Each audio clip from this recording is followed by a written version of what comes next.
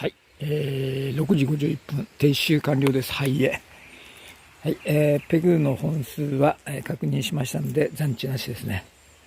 ガイロープも OK ですね。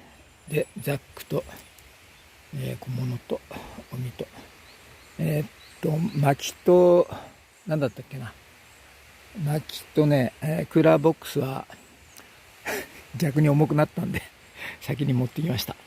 はい、ここで初めてやったんですけれども、まず印象は、視察なしで来たんですけれども、画像で、事前確認した感じでは結構良さげで広い感じで良かったなと思ったんですけど、実際は狭いところで焚き火の跡もかなりあるところでありました。もう来ないかな、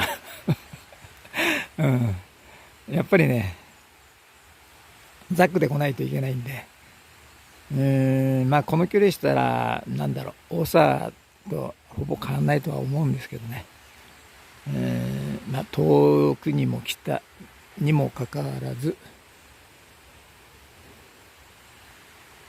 まあまあかなということでした。では来週は梅雨入っちゃうのかな。まあ雨やえしたいと思います。ではまた。バイなら。本当かよ。